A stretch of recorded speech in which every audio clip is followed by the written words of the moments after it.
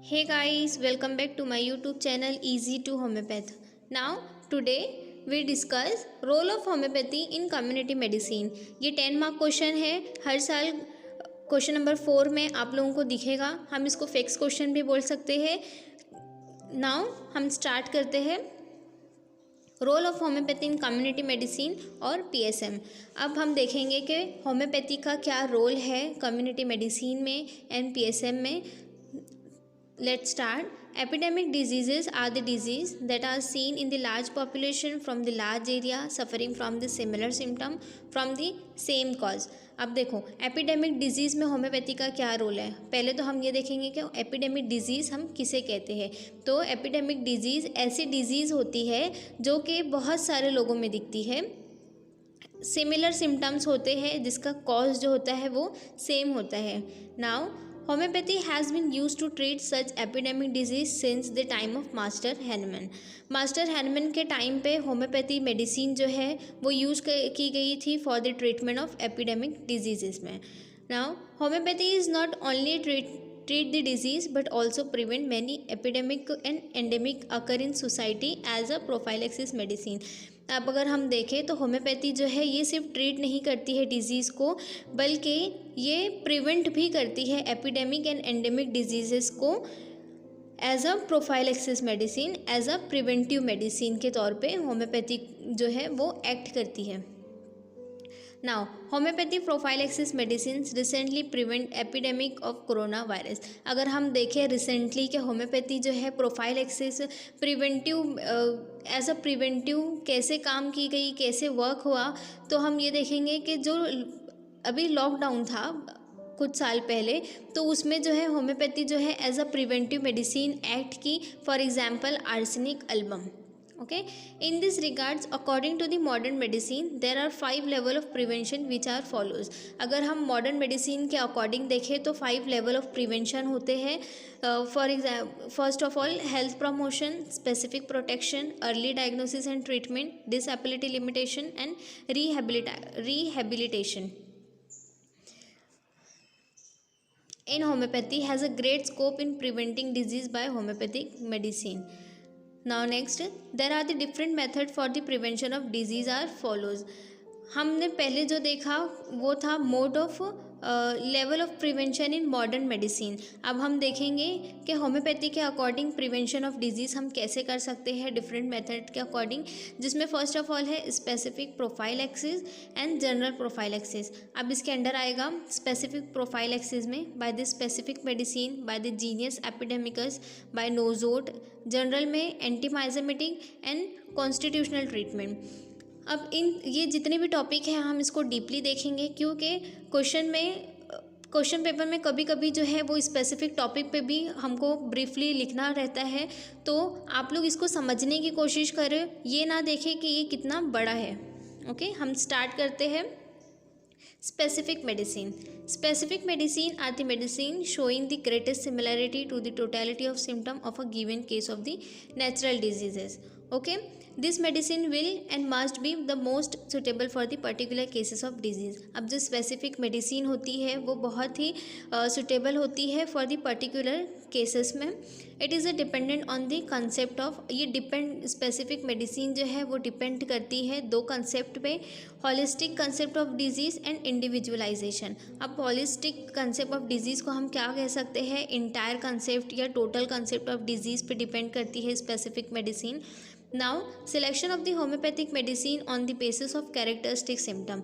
अब ये medicine selection of homeopathy medicine जो है वो बेस है किस पे, characteristic symptom. For example uncommon, peculiar and singular. ये अगर सिम्टम्स हमको मिलेंगे, एक पेशेंट का जो पिक्यूलर सिम्टम्स होता है, अनकॉमन सिम्टम होता है, इस पे जो है होम्योपैथी मेडिसिन को हम सिलेक्ट करते हैं। कॉमन सिम्टम्स पे मेडिसिन को सिलेक्ट नहीं किया जाता, ये आप याद रखो। Now natural disease are to be cure by the specific remedy. अब जो नेचुरल डिजीजेस होते हैं हम स्पेसिफिक रेमेडी से उसको क्योर कर सकते हैं। Here a particular disease is prevented by the specific medicine. For example अगर हम एग्जाम्पल के अकॉर्डिंग देखें तो डिजीज़ स्कारलेट फीवर में हम प्रिवेंटिव मेडिसिन यूज़ कर सकते हैं बेलाडोना एंड कैम्फर। मिजल्स में पल्सिटिल एंड एकोनाइट यूज़ कर सकते हैं as a preventive medicine. Diphtheria में हम डिप्थेरियम यूज़ कर सकते हैं as a preventive medicine. And cholera cuprum metallicum and veratrum album. In homeopathy there is a no specific remedy according to the name of the disease. अब homeopathy में जो है कोई भी स्पेसिफिक मेडिसिन नहीं है according to the name of the disease. So, by the specific medicine, Dr. Hahnemann means the most similar medicine. So, we can use such a specific means as a prophylaxis in homeopathy. Doctor Hahnemann के according ये है कि जो most similar medicine है उसको हम specific medicine के जैसा यूज़ कर सकते हैं फॉर द प्रोफाइलैक्सिस प्रिवेंशन के तौर पे। Now next, genius epidemicus medicine which is indicated in majority of patient affected from the epidemic diseases is termed as a genius epidemicus। अब देखो जो मेडिसिन जो है इंडिकेट हुई है मेजॉरिटी ऑफ पेशेंट, अगर बहुत सारे पेशेंट जो है वो अफेक्ट है और वहाँ पे एक मेडिसिन को हम इंडिकेट करेंगे वो पेशेंट के लिए, तो उस मेडिसिन को हम जीनियस एपिडेमिकस बोलेंगे। ये आगे आप लोगों को समझ में आएगा कि जीनियस एपिडेमिकस हम किस मेडिसिन को कहते हैं। Here all the people suffer from the similar symptoms, so homeopathic physician take case history of few patient to the beginning। अब देखो जितने भी लोग हैं वो सफ़र कर रहे हैं सिमिलर सिम्टम से, तो होम्योपैथी फिजिशियन क्या करता है वहाँ पे कि कुछ केस हिस्ट्री लेता है फ्यू पेशेंट का स्टार्टिंग में। Now next, then he form the common totality of the symptom for almost all the patient. उसके बाद में वो होम्योपैथिक फिजिशियन क्या करता है, जितने फ्यू पेशेंट का उन्होंने केस हिस्ट्री लिया है उसमें से कॉमन टोटलिटी को निकालता है।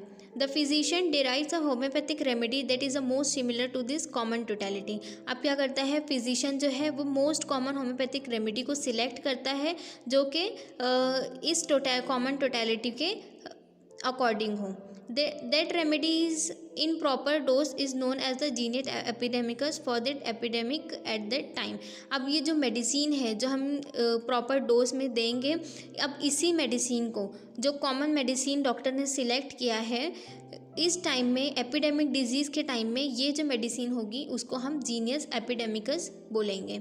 This medicine is also applied to the healthy person as a prophylaxis medicine.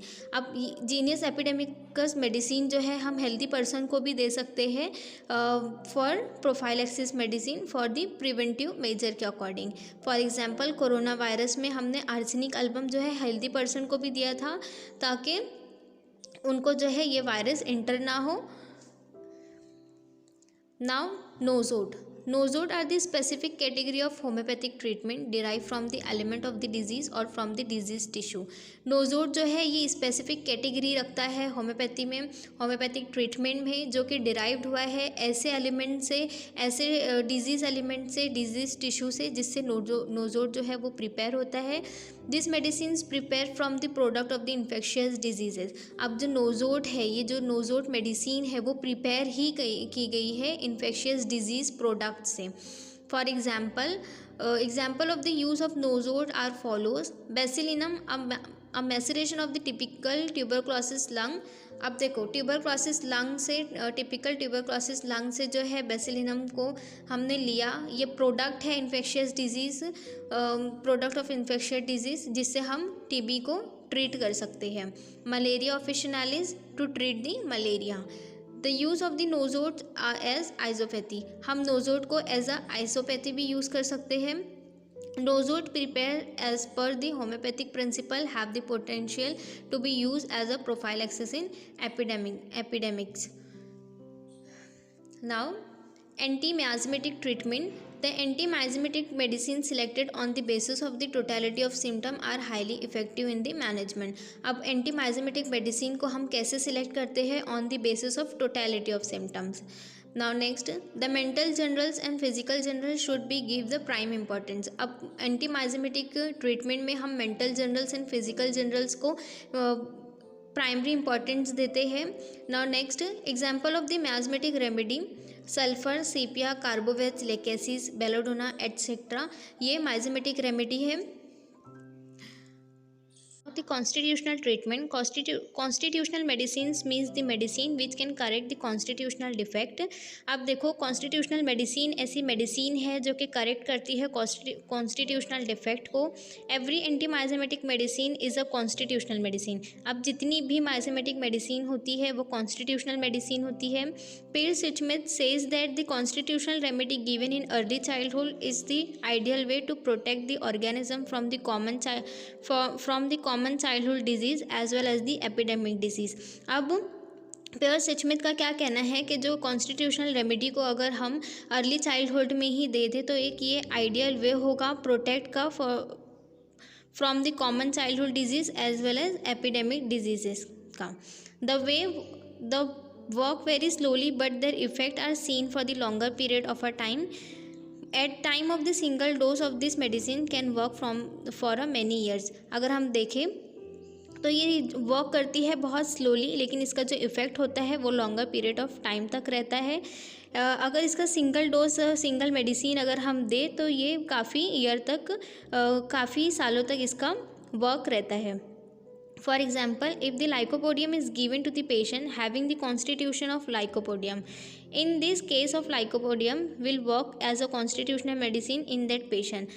If देखो अगर lycopodium हम देंगे किसी पेशेंट को जबकि उसका कॉन्स्टिट्यूशन ही lycopodium का है तो ये जो lycopodium है ये वर्क करेगा as a constitutional medicine. When the genus epidemicus remedy or the prophylactic nosode fails to cure, then the homeopathic approach of constitutional medicine work the best. देखो अगर होम्योपैथी जब जीनियस एपिडेमिकस रेमेडी या फिर prophylactic nosode जो है वो fail हो जाते हैं टू क्योर करने में, तो होम्योपैथी क्या अप्रोच करता है कॉन्स्टिट्यूशनल मेडिसिन जिसका वर्क जो है वो काफ़ी अच्छा होता है पेशेंट पे. Thanks for watching. Subscribe to my channel.